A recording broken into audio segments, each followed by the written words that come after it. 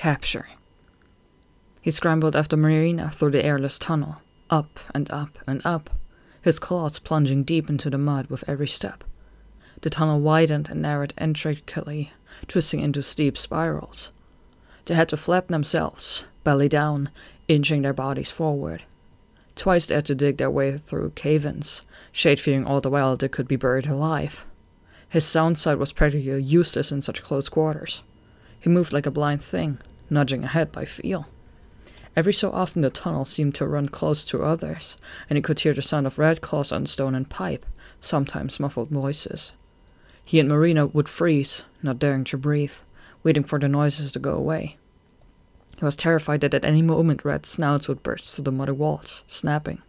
Finally, the blackness began to soften and Shade could smell something above the choking stench of mud. Fresh air, just a hint, and then it was quickly overpowered by something else not so pleasant. "What was that?" Marina asked in disgust. Eager to get above ground, they sped up anyway, and surfaced inside a huge mound of stinking human garbage. Shade nearly gagged, not wanting to touch any of it. He made his body as small as possible as he cast around for a way out. He spotted a channel, which Romulus had burrowed through the garage, and hurriedly scuttled through it. The night sky opened above them. Shade spread his wings joyfully and lifted up into it. He rose with Marina at his side, and watched with glee as the human garbage and the mud and rats dropped farther and farther below him. He was rising away from it all, and how wonderful to finally be back in the night, his true element. "I thought we had it down there," said Marina. "I really couldn't see a way out." "Romulus," Shade said, turning to Marina. "He was our unexpected ally, wasn't he? Just like Zephyr said." Marina looked at him curiously, then nodded. "Yeah, I think maybe you're right. Who'd have thought a rat would save our lives?" Shade could now see the garbage dump, and the humans' town off to the side, and then the forest stretching out before them, beckoning. His senses were automatically checking the sky for signs of Goth and Throb. "You think they're still looking for us?" he asked Marina. "They don't give up easy, that's for sure." Maybe they'd finally decided to head south on their own. Maybe they'd been run over by one of those human machines on the road. There was certainly no sign of them now. The ground was silver with snow, and was still bitterly cold, but nothing like the mountain peaks.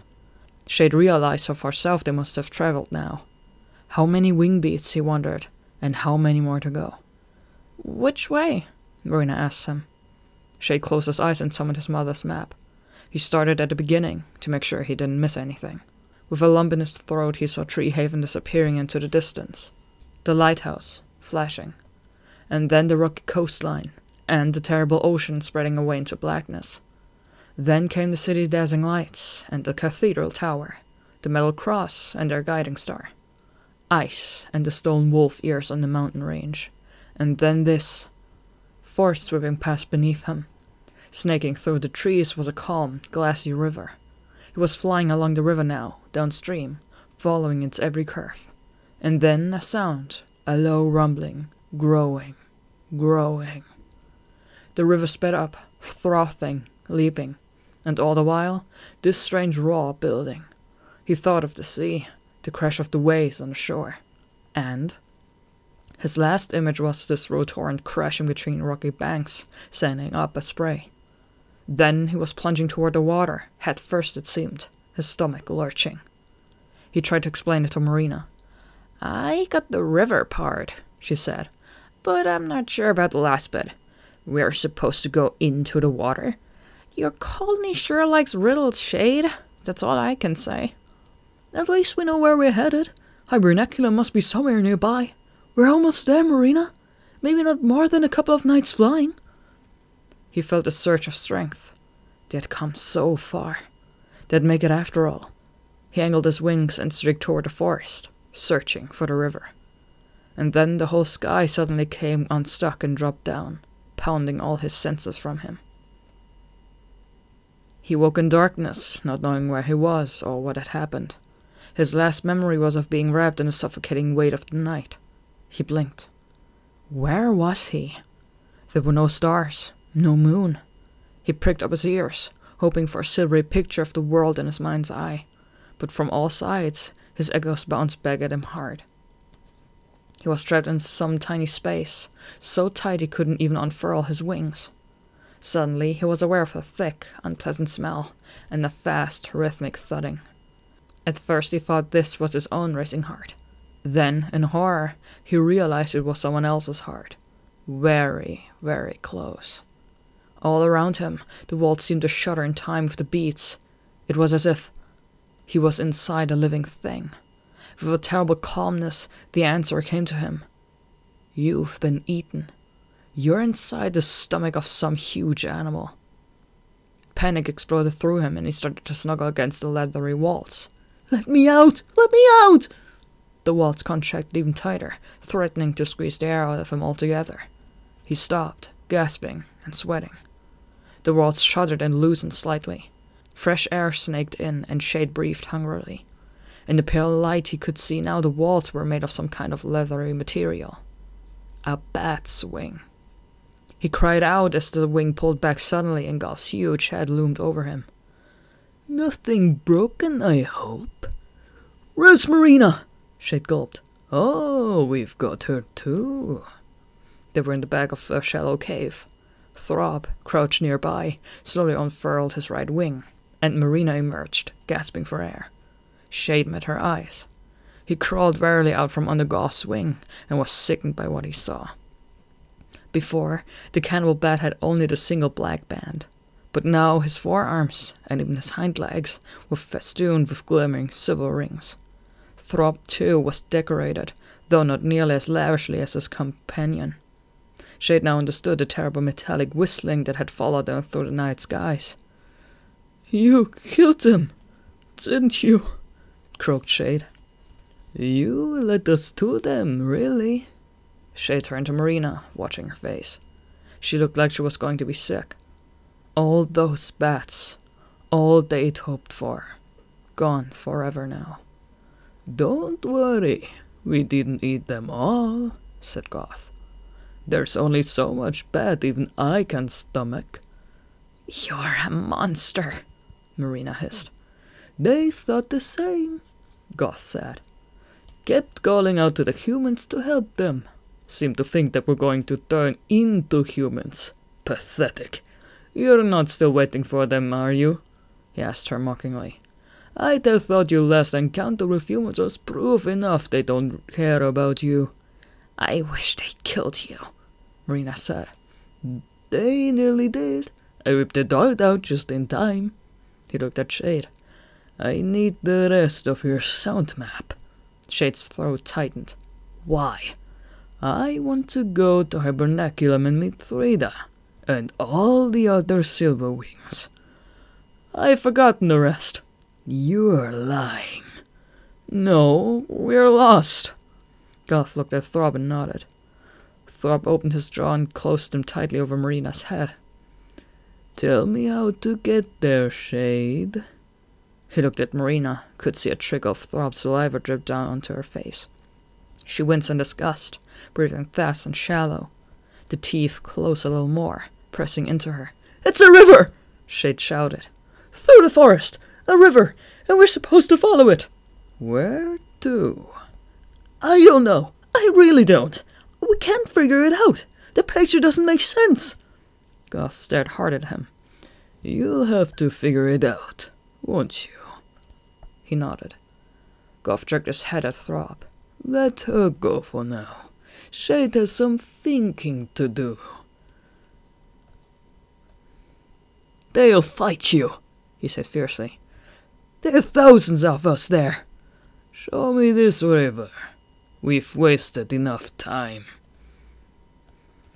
Goth and Throb flanked them tightly, wingtip to wingtip. Shade knew there was no escape. If they tried to bolt, the big bat could overtake them in a second. It wasn't long before he heard the soft sound of running water, and he felt sick. He looked onto it and, skimming the trees, brought them out over the river. How far is it? Throb asked, shivering. Maybe 2 nights, maybe more. I'll know when we hit the landmark. I hope you know what you're doing, Goth hissed at him. If you're trying to trick us, think of your friend Marina. They flew in silence for an hour, following the curves of the river. His colony. He knew they were close, and his heart ached. He wanted to sleep. He wanted to be warm. He wanted to surrender all his problems. After an hour, the horizon started to glow. I'm hungry, Marina said. We haven't eaten for a long time. It was true, Shade realized. He hadn't even noticed the yawning pit in his stomach. Goth looked at them. Yes, go eat some of your little insects, but stay within sight along the river. We'll be watching. With the 2 huge bats circling overhead, Shade and Marina searched joylessly for insect eggs and snow fleas, not daring to speak. They're going to kill us, you know. He nodded, remembering Zephyr's words. Powerful agents were searching for Hibernaculum. But who would get there first? As soon as they know how to get there, Marina said. They won't need us anymore. They'll eat us. And what would they do to his colony? Could the Silverwings fight Goth and Throb? The males would be there. Surely, altogether, they could beat the cannibal bats, no matter how powerful they were. But what if Goth and Throb didn't come fighting? Coldness seeped through him. What if they came to the colony the same way they'd come to him? Peacefully. Helpfully. What if the Silverwings trusted them and let them hibernate with them? They'd be eaten in their sleep, one after another, all through the winter, and no one would wake up to notice until it was too late. What's that scar on Throb's wing? He asked Marina. Frostbite. I've seen it before. A bat got lost in an ice storm for a couple of nights. He lost his whole wing. Shade started thinking. Will it happen to Throb? Maybe. The tip looks pretty bad. It'll spread. Goth will get it too. He's a bit bigger, but he can't take the cold either. Who knows, Shade? It might take weeks. If we take them, of course, maybe. Keep them in the cold. But how long could he risk that before Goth lost his patience and killed them both? Goth was already suspicious. He didn't trust him. And how long could he and Marina stand the cold? Goth plunged down toward them. That's enough, he said. We need to find the roost. Shade looked away as the 2 cannibals tore into the finch they'd brought back from their hunt. They found a roost in the small hollow of a dead tree. It was cramped inside, and Goth and Throb hunched across the opening, blocking it. Shade noticed that Throb was shivering violently as he ate, rubbing his scabby wing against the rough insides of the tree. The finch's innards steamed. My eating habits still disgust you, I see, Goth said. You eat bats. It's unnatural. More unnatural than wanting to become human. Throb laughed harshly as he chewed. Goth snorted in disgust. Those bandit bats in the mountains. They made a religion of worshipping humans instead of Zots. Zots. The name, for some reason, sent a chill through Shade. You've never heard of him, have you? No, and he didn't want to hear. Kama Zots is the bat god. He created us, and everything around us, even this frozen wasteland you call home. No, Shade shook his head. Nocturna created us and... Why'd you even bother listening to him? Said Marina. He's a liar. Am I? Tell me then, why would the bat god want his creatures to become something else? Zots wants us to be powerful as we are. He doesn't want us to become human. I don't even know if I believe that anyway, Shade said. Maybe that's not what Nocturna means for us. Goth smiled, and it was the kind of smile a mother gives a very young child. Nocturna doesn't exist. Shade felt as if he'd been hit in the stomach. Or if she does exist, she's next to powerless. Look at the creatures, cowering from everything in the sky on the ground. Zots is all powerful. Look at me! He flared his mighty wings, bared his teeth, hunched his muscular shoulders. This is what power is. I fear no creature. I eat them. Rat, owl, bat. Not even the humans can hurt me. Shade felt faint, but he couldn't tear the gaze away from Goth. You eat insects. They're living creatures. They just happen to be smaller than you. And weaker. That doesn't stop you, does it? The real reason you don't eat like us is simple. You can't. You're too small. Meat is where the power is. When I eat another bat, I take in the strength of that bat. I take that bat's power and make it my own. And I grow. You've been starving yourselves on insects up here in the north. It's you who's unnatural, not me. Shade's head swirled with doubts. He'd heard so many stories now. From Frida, from Zephyr, from Shirago, and now from Goth. How was he supposed to know what was right and wrong? He was a runt, puny and powerless. But all bats were puny compared to these giants. How could they ever hope to beat the owls, beat the rats, win back the sun? He was powerless to even help his own colony, to keep Silverwing safe from Goth and Throb. Maybe you're right, he said to Goth verily. Marina looked at him, startled. Shade? No, really, Marina. What if they're right, and this is how it is? There are bats and owls and rats and humans, and the strongest wins, and it's as simple as that. The only thing is power. So you, maybe, said Marina disdainfully. I should have known. All this curiosity of yours about the bands, and beating the owls, and getting back into the sun. All you care about is being big and important. You're no different, he shot back. What? You wanted it just as much as me. You got your band, and you wanted to believe you were special too. That it meant something and you were better than all the other Brightwings. It's the same thing. At least I don't want to be like these two, she said with icy coldness. I forgot. It's what you want more than anything, isn't it? Shade said nothing, but he caught Goth's eye and saw a smile flicker across his mouth. You could grow, Shade, Goth said to him. He ripped a hunk of bird meat off the bone and held it out to him in his teeth. To Shade's surprise, his mouth began to water. They hadn't let him feed enough on insects, and food had been scarce the past few nights in the mountains. He was so hungry. What would it taste like? He wondered if it really would make him grow, so he could shrug off his runt's body once and for all. What can a taste hurt? Said Goth. The birds are no friend of yours. Try it, Shade. No, he said, glancing guiltily at Marina. Goth laughed. You're afraid, aren't you? Afraid you might like it. No. Goth tossed the meat down his own throat and gave a mocking laugh. When he'd stripped the bird clean, Goth spread one of his wings. You sleep under here, he told Shade, to make sure you don't go anywhere. Throb, take Marina. Shade's nose wrinkled in revulsion as he crept under Goth's wing, and it folded down over him, enclosing him in a fog of sweat and raw meat. He listened to Goth's huge heart pounding inside his chest, and fell asleep with dark thoughts gathering in his head like thunder clouds.